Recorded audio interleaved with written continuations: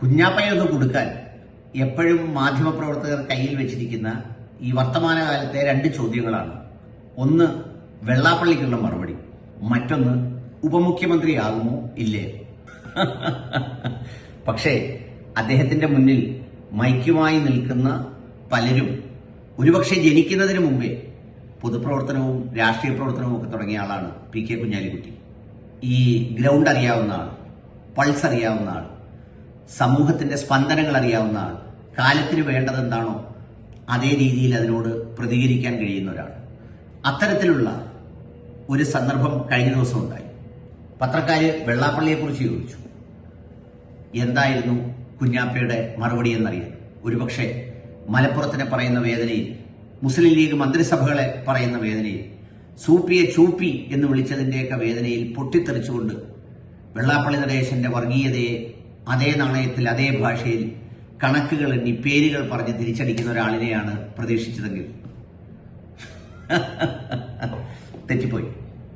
ദേ ആ മറുപടി ഇതായിരുന്നു ഇന്നലെ പറഞ്ഞത്. വെള്ളാപ്പള്ളി നടേശന്റെ പരാമർശങ്ങൾ അവഗണിക്കാനാണോ മുസ്ലിം ലീഗിന്റെ തീരുമാനം? നിങ്ങൾക്ക് മനസ്സിലായല്ലോ അല്ലേ? കാരണം പിന്നെ ഞാൻ മറുപടി പറയേണ്ട കാര്യമില്ലല്ലോ. കാരണം ഈ ഒരു ഇലക്ഷൻ കഴിഞ്ഞിട്ടാണ് നമ്മൾ നിൽക്കുന്നത്. ആ ഇലക്ഷനിൽ ജനം 100% തള്ളിക്കളഞ്ഞ അത്തരം കാര്യങ്ങളെക്കുറിച്ചൊന്നും ഇനി പ്രതികരിക്കേണ്ട കാര്യമില്ല. ജനങ്ങൾ അവരുടെ പ്രതികരണം വ്യക്തമാക്കി കഴിഞ്ഞു. പക്ഷേ എന്താ ഈ വലിയ പരാമർശം, വലിയ വർഗീയത എന്താ ഉദ്ദേശിക്കുന്നത് വെള്ളാപ്പള്ളി എന്നുള്ളതിനെ സംബന്ധിച്ചൊരു വ്യക്തത വരുന്നുണ്ടോ? അല്ല, ഞാൻ പറഞ്ഞല്ലോ, മറുപടി അർഹിക്കാത്തതുകൊണ്ടും മറുപടി അർഹിക്കുന്നില്ല എന്നുള്ളത് ജനങ്ങൾ തെളിയിച്ചതുകൊണ്ടും ഞങ്ങൾ മറുപടി പറയുന്നില്ല. അതാണ് അതിലുള്ള ഞങ്ങളുടെ സ്റ്റാൻഡ്. അത് അവഗണിക്കാനാണ് ഞങ്ങളുടെ തീരുമാനം. അവഗണിക്കുകയാണ്. കാരണം വർഗീയത കേരളം വെച്ച് ഉറപ്പിക്കൂല. അത് കേരളം ഈ തെരഞ്ഞെടുപ്പിൽ തെളിയിച്ചു കഴിഞ്ഞു. പിന്നെ എന്തിനാ പ്രതികരിക്കേണ്ട ആവശ്യം? വെറുതെ നിങ്ങളിതിന് സമയം കളയരുത്. നിങ്ങളോട് ഞാൻ പറയാണ്, കേരളത്തെ സംബന്ധിച്ചിടത്തോളം വളരെ സീരിയസ് ആയിട്ടുള്ള ഒരു മാനിഫെസ്റ്റോ, അജണ്ട, അതിൻ്റെ പണിപ്പുരയിലാണ് ഞങ്ങൾ. തീർച്ചയായിട്ടും ഈ തെരഞ്ഞെടുപ്പിൻ്റെ മുമ്പായി ഒരു നിശ്ചിത സമയത്ത് UDFന്റെ ആ മാനിഫെസ്റ്റോ, ഞങ്ങളുടെ പരിപാടി പുറത്തു വരും. ഇന്ന് കേരളം അഭിമുഖീകരിക്കുന്ന വളരെ സീരിയസ് ആയിട്ടുള്ള പ്രശ്നങ്ങൾക്ക് മുഴുവൻ സൊല്യൂഷൻ കാണുന്ന ഒരു പെർഫെക്റ്റ് പരിപാടി ഞങ്ങൾ ജനങ്ങളുടെ മുമ്പിൽ അവതരിപ്പിക്കും. ജനങ്ങളുടെ ശ്രദ്ധ ഇപ്പോൾ തിരിയേണ്ടത് അതിലേക്കാണ്. കാരണം 10 വർഷത്തെ ഭരണം കൊണ്ട് ഈ സംസ്ഥാനത്തിൻ്റെ ഫണ്ട് സോഴ്സ് ഒക്കെ ഇല്ലാതായിരിക്കുക. ആ ഫണ്ട് സോഴ്സ് നമുക്ക് തിരിച്ചു കൊണ്ടുവരേണ്ടതുണ്ട്. പണം വേണം ജനങ്ങൾക്ക് വേണ്ടി കാര്യങ്ങൾ ചെയ്യാൻ, അത് ഉണ്ടാക്കി അത് ചെലവാക്കാൻ, സംസ്ഥാന ബഡ്ജറ്റിനെ ശക്തിപ്പെടുത്തി അത് ചെലവാക്കാൻ അതിനെക്കുറിച്ച് ഒരു നൈപുണ്യം ഇല്ലാത്ത ഒരു ഗവൺമെൻറ്റാണ് കടന്നുപോയത്. അതുകൊണ്ട് തന്നെ അത് തിരിച്ചു കൊണ്ടുവന്ന് ജനങ്ങളുടെ പ്രശ്നങ്ങൾ പരിഹരിക്കുവാനുള്ള നടപടികൾ ഞങ്ങൾ അവതരിപ്പിക്കും. പക്ഷേ ഇതിനു മുമ്പ് എന്നോടൊരു അഭിമുഖത്തിൽ കുറച്ചുകൂടി വിശദമായി ഇതിനെക്കുറിച്ച് കുഞ്ഞാപ്പ പറഞ്ഞിരുന്നു. അത് കേൾക്കാം. ഈ പറഞ്ഞ മുസ്ലിം രാഷ്ട്രീയം, ഈഴവ രാഷ്ട്രീയം, ഇവരൊക്കെ ഒരുമിച്ച് പോയ ഒരു പിന്നോക്ക സമുദായ സംവിധാനങ്ങളൊക്കെ ഉണ്ടായിരുന്നു. എന്നാലും ഇപ്പം അത് മറുവശത്ത് ഈ പറഞ്ഞതുപോലെ അതൊരു സ്പർദ്ധയുടെയും ഒക്കെ ഒരു സംഗതിയായി മാറുന്നൊരു സ്ഥിതിയുണ്ട്. പക്ഷെ അവരാരും ഈ പറഞ്ഞ ഈ കുഞ്ഞാപ്പയെ സംബന്ധിച്ച് അല്ലെങ്കിൽ അവരാരും അങ്ങനെ ഒരു സംഗതിയൊന്നും നടത്തില്ല. എന്നാൽ വളരെ മോശമായ ഒരു സാഹചര്യം സൃഷ്ടിക്കപ്പെടുന്നുണ്ട്. ഒരു രാഷ്ട്രീയക്കാരൻ എന്നുള്ള നിലയിൽ അങ്ങയുടെ ഒരു ഫോർകാസ്റ്റ് ഞാൻ ചോദിക്കുകയാണ്. ഈ അന്തരീക്ഷമൊക്കെ നമ്മുടെ നാട്ടിലെ മാറ്റപ്പെടുമോ? ഈ സാഹചര്യങ്ങളൊക്കെ ഒരു പഴയ സ്നേഹത്തിൻ്റെ കാലത്തിലേക്കൊക്കെ നമ്മൾ മടങ്ങി വരും? അല്ല, കേരളം കുറെ പിടിച്ചു നിൽക്കും, അത്രേ എനിക്ക് പറയാൻ പറ്റും. രാജ്യത്തെ ഇന്നത്തെ ബോധപൂർവമുള്ള ചേരിതിരിവ് ഉണ്ടാക്കാൻ വേണ്ടി നടത്തുന്ന ശ്രമങ്ങൾക്കിടയിൽ കേരളം കുറച്ച് പിടിച്ചു നിൽക്കും. കാരണം കേരളത്തിൻ്റെ മതേതര പാരമ്പര്യം അത്ര സ്ട്രോങ് ആയതുകൊണ്ട്. ബാക്കി ഇന്ത്യ രാജ്യത്ത് പിന്നെ ഒന്നും പറയാൻ പറ്റില്ല. കാരണം വർഗീയത പ്രചരിപ്പിക്കാൻ വളരെ എളുപ്പമാണ്, ശ്രദ്ധിക്കാൻ വളരെ എളുപ്പമാണ്.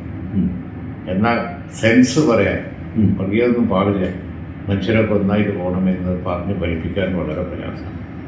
രണ്ടും തമ്മിൽ വലിയ വ്യത്യാസമുണ്ട്. അപ്പോൾ ഈ സ്വാർത്ഥതയുടെ കാലത്ത്, ഈ കാലത്ത് വർഗീയ ചേരിതിരിവ് കൂടുതൽ ശക്തിപ്പെടുമോ എന്നുള്ള ഭയം എന്നെ സംബന്ധിച്ചിടത്തോളം ഉണ്ട്. പക്ഷെ കേരളം കുറെ പിടിച്ചു നിൽക്കും. കാരണം കേരളം അങ്ങനെ വർഗീയത പറഞ്ഞാൽ ഇവിടെ വഴങ്ങിക്കൊടുക്കും. അതുകൊണ്ടാണ് ചില ആളുകളുടെ ഒക്കെ വളരെ തീവ്ര വർഗീയ സംസാരം പൊതുസമൂഹം ഇഷ്ടപ്പെടുന്നുണ്ട്. പൊതുവെ കാരണം അവർക്ക് പിന്തുണ കിട്ടാത്തത് കേരളം. അത് കേരളത്തിന്റെ ഒരു മതേതര പാരമ്പര്യം. ചിലരപ്പോൾ പറയുന്നുണ്ട് ലീഗ് ഒരു അടിമകളെ പോലെ മൗനം പാലിക്കുകയാണ്, അതിന് മറുപടി പറയുന്നില്ല, ലീഗിനെപ്പോഴും അധികാര രാഷ്ട്രീയമാണ് ഇഷ്ടം എന്നൊക്കെ ചിലർ വിമർശിക്കുന്നുണ്ട്. വിമർശിച്ചു. കഴിഞ്ഞ കാലം ബാബരി മസ്ജിദ് തകർത്തതിന് ശേഷമുള്ള വൈകാരിക സാഹചര്യത്തിൽ ലീഗിനെ ഇല്ലാതാക്കാൻ വേണ്ടി അത്തരത്തിലുള്ള എക്സ്ട്രീമായിട്ടുള്ള വർത്തമാനങ്ങൾ പറഞ്ഞു. ലീഗിന് ഇങ്ങനെ ഒരു സമാധാനത്തിൻ്റെ താരാട്ടം പാടിയിരിക്കുന്നവരാണ് എന്ന് പറഞ്ഞു നോക്കി. പക്ഷെ സംഭവം സ്വീകരിച്ചിട്ടില്ല. ആ പറഞ്ഞവരൊക്കെ ഇവിടെ പോയി കടുത്ത വർഗീയത പ്രസംഗിച്ചവരൊക്കെ അധികം കഴിയാതെ കാലഹരണപ്പെട്ടു പോയി. സമാധാനം പറഞ്ഞാൽ നമ്മൾ തന്നെ ഇപ്പോഴും നിൽക്കുന്നുണ്ട്. മുമ്പ് ഇല്ലാത്ത വിധം കമ്മ്യൂണൽ ആയിട്ടുള്ള പ്രചരണം നടക്കുന്ന കാലം ജാതി മതവും ഉപജാതികളും അവരുടെ പ്രശ്നങ്ങളൊക്കെ രാഷ്ട്രീയ നേട്ടത്തിന് വേണ്ടി പൊളിറ്റിക്കൽ പാർട്ടീസ് ഒരു ഐഡിയോളജിയായി കൊണ്ട് നടക്കുന്ന കാലഘട്ടമല്ലേ. മതം പറഞ്ഞിട്ടല്ലേ വോട്ട് പിടിക്കുന്നത്. അങ്ങനെ അത് കത്തിക്കാൻ വേണ്ടിയിട്ട് എല്ലാ മീഡിയയും ഉപയോഗിച്ച് എല്ലാ പണം വൻതോതിലിറക്കി പ്രവർത്തിക്കുന്ന ഒരു കാലഘട്ടത്തിൽ ഈ കോർഡിനേഷൻ വളരെ ഡിഫിക്കൽട്ട് തന്നെയല്ലേ. ഇപ്പം തന്നെ മുനമ്പം ഉദാഹരണമായിട്ട് എടുത്താൽ മുൻപത്തെ പാവപ്പെട്ട ആളുകളുടെ ഒരു ക്ഷേമമല്ലല്ലോ ഈ പല രാഷ്ട്രീയ പാർട്ടികളും അവിടെ നോക്കിയത്. ആ മുനമ്പം വെച്ച് എങ്ങനെ കേരളത്തിൽ ഒരു വർഗീയത ഉണ്ടാക്കാം എന്നാണ് അവരാലോചിച്ചത്. നമ്മൾ മാത്രമാണ് ഇത് കത്തരുതേ എന്ന് വിചാരിച്ച് പിന്നെ അവരുടെ നേതാക്കന്മാർ ബാക്കിയുള്ളവരെ കണ്ട് എല്ലാവരും സമന്വയിച്ചു കൊണ്ടാൻ വേണ്ടിയുള്ള ശ്രമം നടത്തിയത് ഒരു പക്ഷേ ഞങ്ങൾ മാത്രമായിരിക്കും. മറ്റത് ഞാൻ കുറ്റം പറയല്ല, ഇടതുപക്ഷമായാലും BJP ആയാലും അതിൽ നിന്ന് അവർക്ക് എന്ത് മുതലെടുപ്പ് നടക്കും. ഇസ്ലാമോഫോബിയന്റെ ഒരു കാലാണല്ലോ. അത് വെച്ചിട്ട് എങ്ങനെ ഇതിനെ കത്തിക്കാം, അത് തീർക്കാതിരിക്കാം കേരള ഗവൺമെന്റ്. കേന്ദ്ര ഗവൺമെന്റ് ആണ് എന്നുണ്ടെങ്കിൽ ഞങ്ങൾ നിങ്ങൾക്ക് വേണ്ടി നിൽക്കുകയാണ്, അതിനാണ് ഇന്ത്യൻ പാർലമെന്റ് നിയമം കൊണ്ടുവരുന്നതെന്നുള്ള ആ കളവ് പറയാം. നമ്മളിത് രണ്ടും പിന്നെ വരരുതേ. ഈ ഭൂമി ബാക്കിയുള്ളതും ഒക്കെ അവർക്ക് കിട്ടിയാൽ അത് ഏറ്റവും നന്നായി, അതിന് കിട്ടാനുള്ള മാർഗം എന്താണ് എന്ന് നമ്മൾ ആലോചിച്ചു. അവസാനം ഇപ്പം അവിടെ സതുദ്ദേശം വിജയിച്ചു. കാരണം മറ്റുള്ളവരെ മുതലെടുപ്പൊക്കെ അവരെ തിരിച്ചറിഞ്ഞു. അതാണ് പിന്നെ അവസാനം ഉണ്ടായത്. അപ്പോൾ ഈ പണ്ടത്തെ പോലെയല്ല ഇപ്പോൾ മതം ഒരു ആയുധമാക്കി രാഷ്ട്രീയത്തിൽ യാതൊരു ലജ്ജയുമില്ലാതെ ഉപയോഗിക്കുന്ന കാലഘട്ടത്തിൽ ആണ് നമ്മൾ ജീവിക്കുന്നത്. പണ്ട് അങ്ങനെയല്ല. പണ്ട് ദേശീയ പ്രസ്ഥാനം, ഇന്ത്യൻ നാഷണൽ കോൺഗ്രസ് ഒന്നും അങ്ങനെ ചെയ്യില്ലല്ലോ. പക്ഷെ ഇപ്പം അങ്ങനെയല്ലല്ലോ. ഇപ്പൊ കേന്ദ്രത്തിൽ അധികാരത്തിൽ വരാൻ വേണ്ടി പള്ളി പൊളിക്കുന്നു, രഥം അതിനുപയോഗിക്കുന്നു. ഈ കാലഘട്ടത്തിലല്ലേ നമ്മൾ ജീവിക്കുന്നത്. രണ്ടാമത് ആവർത്തിച്ച് ചോദിക്കുന്ന ഒരു ചോദ്യമാണ് ഉപമുഖ്യമന്ത്രി സ്ഥാനം. അതൊരു നമ്മൾ സാധാരണ പറയുന്ന പോലെ ഒരു എന്താ പറയുന്നത്, ഒരു അടിവില്ലാണ്, ഒരു പൂട്ടാണ്. ചോദിക്കുന്നവർക്കറിയാം കുഞ്ഞാലിക്കുട്ടിയെ പോലൊരാൾ അതിന് യോഗ്യനാണ്. എത്രയോ വർഷങ്ങളായി അദ്ദേഹത്തോടൊപ്പം പ്രവർത്തിച്ച ഒരുപാട് ആളുകൾ രാഷ്ട്രീയ പ്രവർത്തന രംഗത്ത് നിന്നില്ല. ആകെ പറയാൻ പറ്റുന്നത് ഒരുപക്ഷെ ഇപ്പോഴത്തെ മുഖ്യമന്ത്രി പിണറായി വിജയൻ സഖാവാണ്. പേരിനോടും അനുഭവങ്ങളോടും, പേരുകൊണ്ടും അനുഭവങ്ങൾ കൊണ്ടും പ്രായം കൊണ്ടുമൊക്കെ അങ്ങനെ പറയാൻ കഴിയുന്ന ഒരാൾ അദ്ദേഹം മാത്രമാണ്. ബാക്കിയെല്ലാം പുതിയ തലമുറയിൽപ്പെട്ടവരാണ്. കേരളത്തിന്റെ ഈ പറയുന്ന എന്താ പറയുന്നത് പൊതു മാനദണ്ഡങ്ങളും മതേതരത്വത്തിന്റെ മുൻവിധികളുള്ള ഫ്രെയിമും, മുൻവിധികളുണ്ടല്ലോ ഇതിൽ.